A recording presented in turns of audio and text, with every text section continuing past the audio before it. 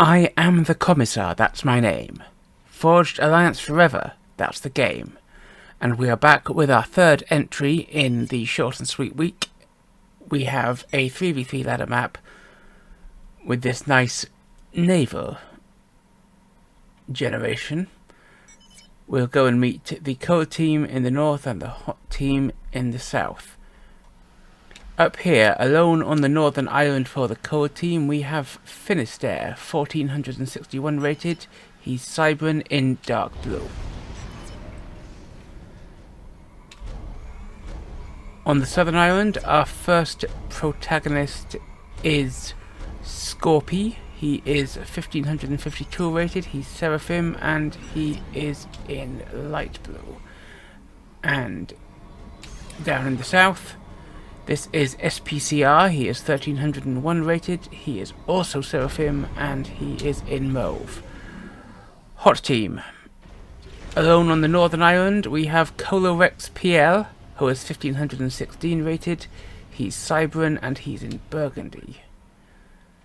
First on the south island here at the back, this is Keli, who is 1611 rated, highest rated player in the game, and he is in red playing Seraphim. And last but not least, already walking into the water there, you can see him in the distance. There is Ghost78, 1156 rated, who is Cybran and in orange. So we have two Sera and a Cybran in the cold team and two Cybran and a Sera on the hot team. Quick look at the map. So obviously this was originally generated for 4 players and then mirrored.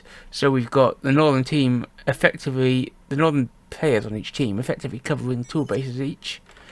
A lot of reclaim across the middle here. That's a bunch of rocks above and below the cliff. So that'll be worth expanding to. Still quite significant amounts of reclaim at the bottom of each cliff, though those will be quite easy to get to here further on the outside.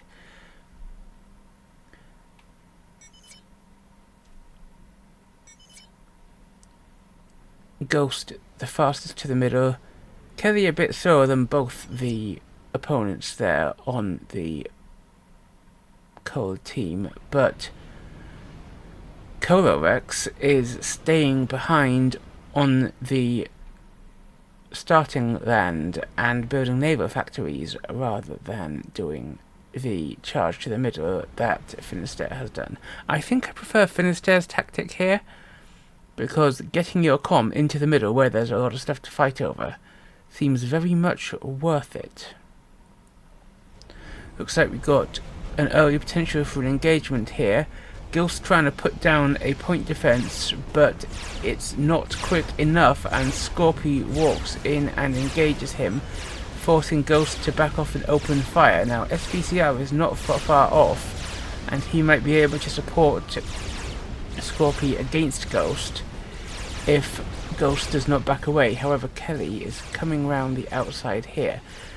Meanwhile, keeping his comm has meant that Kolorexx has got up 2 naval factories before anyone else has even a single one, so that might lead to him having some naval superiority in the future.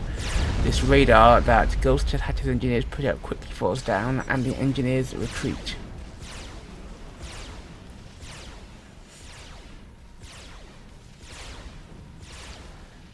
Finisterre getting some good scouting done. We have a bomber out from Keli.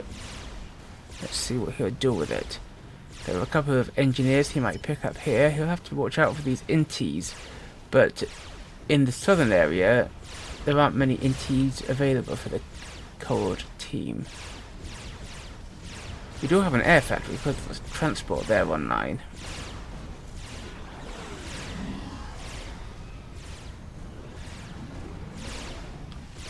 The bomber comes in. It flies over, heading straight for the back, but also we had better look at this engagement here, where all 4 comms are messing around with each other. Keli's bomber comes back to help out, and Ghost also has one. Will that swing it? There's a couple of tanks also coming in to support from SPCR.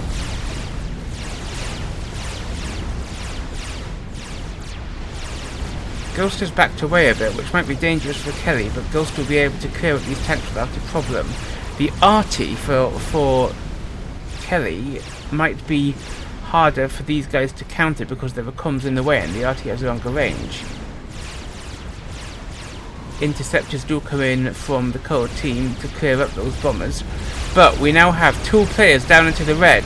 They are certainly trade, but with 2 comm bombs that might be enough to cause a bit of havoc. It looks like we're about to get a big explosion, and oh my, a quadruple comm kill. 4 comms exploding all at once, leaving Finisterre and Kolorexx to inherit their entire team's sides. Now, Kolorexx has come across to the middle and got a little set up. He's transporting engineers in here, but he hasn't really got any interceptor support, and this bomber is just going to town on those engineers.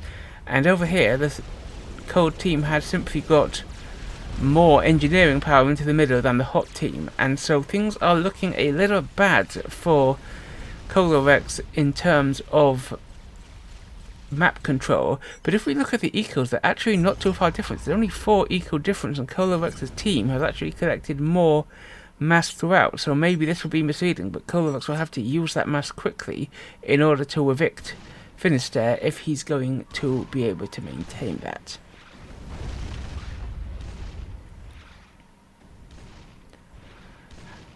We've got some Medusas coming in here, and Kolorexx's comm has been herded off the main island. That could be a difficult situation for him. He's still got a couple of engineers on the main island, but at the moment they're just getting the reclaim done and not worrying about anything else, which is understandable. Get the mass in your bank first, then worry about actually setting up a factory, since there's enough here that one factory could probably easily be taken out by, for example, these Medusas.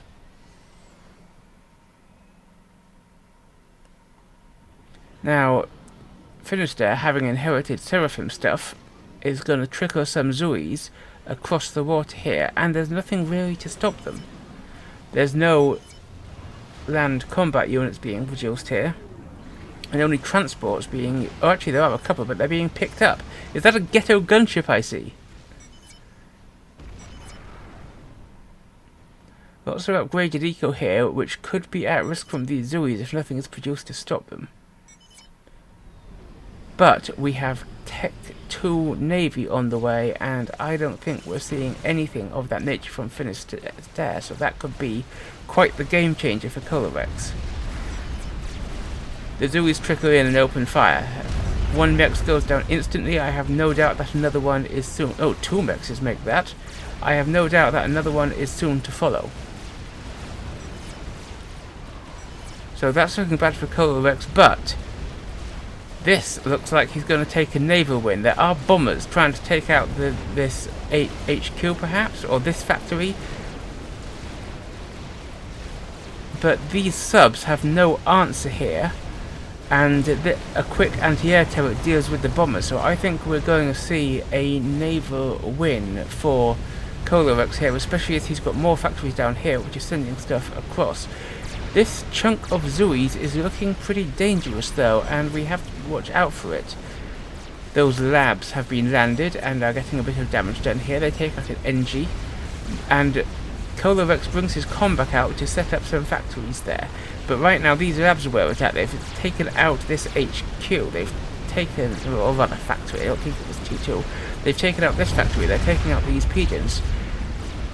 Ghost's old base is being completely mown down, but we do have T2 Air. We have a gunship out. Has T2 Air been acquired? It has, but he's put up a T2 Pigeon first. So this was a little earlier, I think. We've now got 3 gunships, and those Zuis are not long for this world, but he hasn't built any inties at all. I think there's no anti-air in the south here, and this crowd of inties is more than enough to clear up those gunships, and so those gunships there may have been a waste of mass. I think this is just going to be 3 gunships instantly sorted by a bunch of interceptors.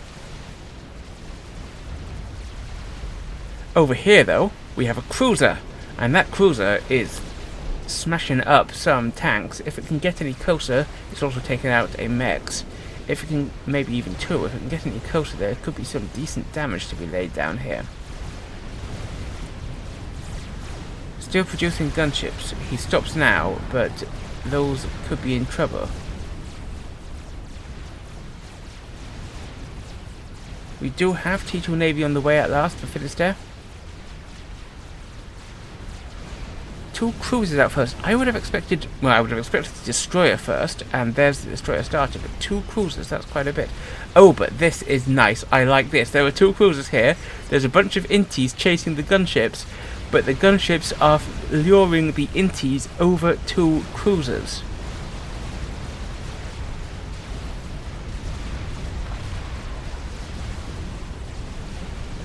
And those inties get slaughtered by the anti-air from the Navy, while the gunships just go to town with nothing to stop them now that those inties have been killed on the mexes over here. There's still a 10 eco lead for Finisterre, having had this main island, and he's 3k mass collected total ahead, but that's not as much as you'd expect from having held this main island. Look how many empty mass points there are covering it all. Kolorexx has taken a little damage on his comm, he's heading back for the water, but he's managed to get 2 factories up. He's got some inties defending them from the bombers, so he may be in with a chance to reclaim this area. SPCR pointing out from beyond the grave just how much damage these gunships have done, and it is a significant amount. 1, 2, 3, 4, 5, 6 mexes out there, 7th taken out by the cruisers. 2 more dead there, I think. So immense amounts of eco damage done by these gunships who are utterly going to town. More mexes die, and the cruisers have headed south. We do have a little bit of Navy coming here, but I think this is more than enough to stop it. Kolorexx will have to be careful about going too close to the water, and nobody's killed these Zuis yet. Does Kolorexx even know about them? He does not. He doesn't have any radar here, so he has no clue that there were a bunch of Zuis just hiding off the coast right there.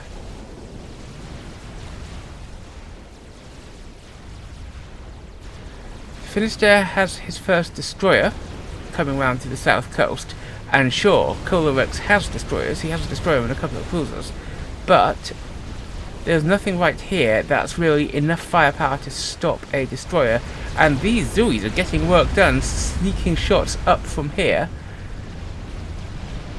And there's a bunch of T2 engineers clustered together, horrifically vulnerable. This could be some big losses for Kolorexx.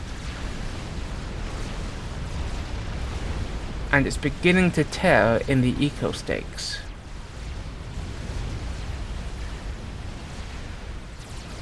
Looks like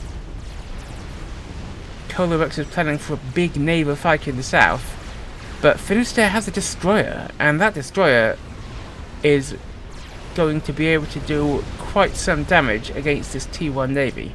Sure, there's a cruiser, but it's a cruiser.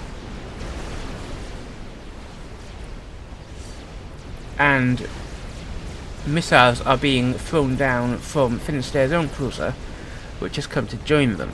Meanwhile, however, the north is still being kept under bombardment by Kolorexx's navy, and these 2 destroyers are heading south, while Finisterre has been driven back, so this could be a naval win in the south as well for Kolorexx, but he's still got to get something done about this island, which is causing Finisterre to draw slowly ahead in terms of eco, and he's also snuck a Wagner across, but I don't think that's going to last long in the face of cruiser fire.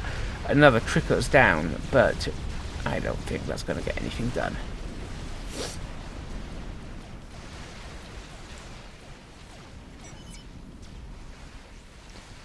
Meanwhile, Kolorexx has got the torpedo upgrade on his comm, so he's thinking of using his comm defensively in the water.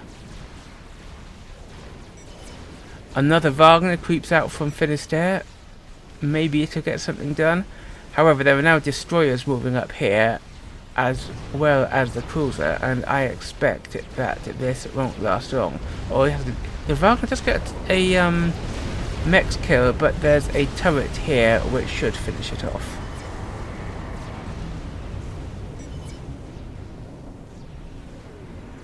SPCR was right. He is going for T3 air. I think that's a mistake. I think that he needs to be doing more on this side. He's got some Corsairs massed, which he could use to snipe something, but I don't think he's got enough to do any real damage, and they certainly won't get Finisterre, whose comm is right under the water at the back there.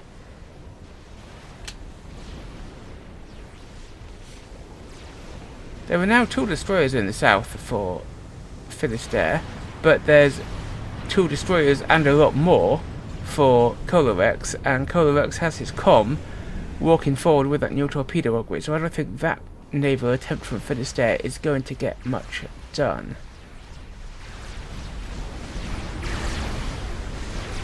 Kolorexx walks forward, and he overcharges a destroyer. That's pretty nice. I think that's going to be a quick win for Kolorexx in the south.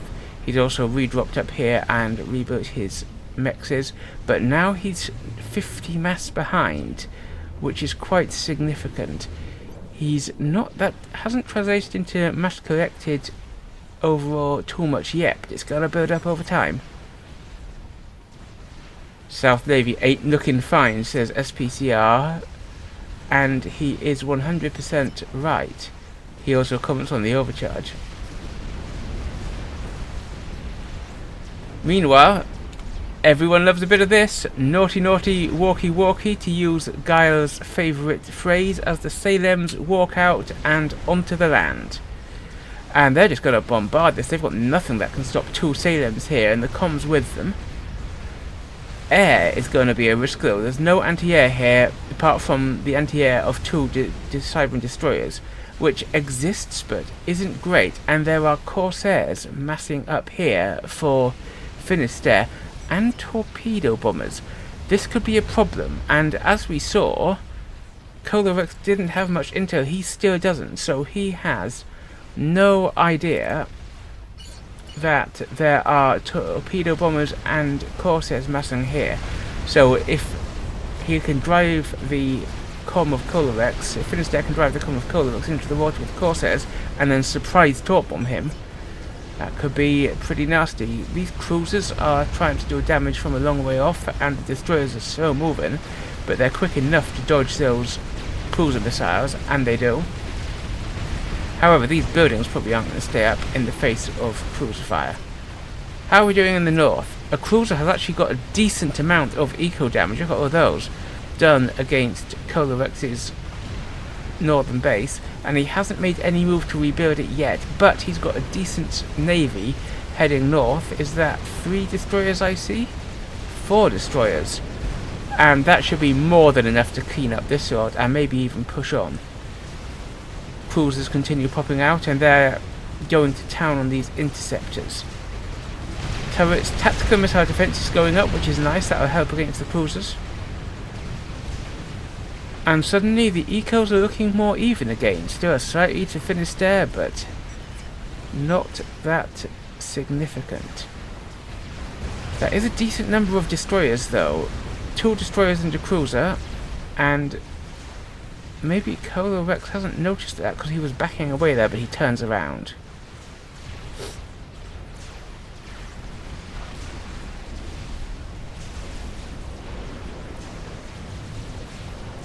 Kolorexx does indeed push on with these destroyers, and he could be starting to do some work against Finisterre's main island. Also, those destroyers all have torpedoes, so there's a chance he might be able to sneak around the back and get cause problems for Finisterre's comm. Down here, the destroyers, of which there are now 3, open up. The Corsairs, by the way, just flew over here, tried to go for the comm, which explains why he's in the yellow, but they just died to the cruisers instantly. However, Kolorexx gets into the water. This destroyer is on low health and dies. His torps will deal with the rest, and it looks like he's got a big win here. But what is this? There's your shot, says SPCR, and he's right. I don't think Kolorexx has any answer to this. He does not, and he stops in the water thinking he's safe. He is not. The torpedoes come down on him, and boom! Kolorexx dies despite having just caught up in eco and rebuilt this installation on the main island. It was looking so good for him, but he didn't scout the torpedo bombers, and so he was wiped off the, well, I say face of the earth, wiped off the underwater. Do you think that Kolorexx could have defended against that wave of torpedo bombers if he'd scouted it? I think he could have just stayed above the water anyway. Tell me in the comments below.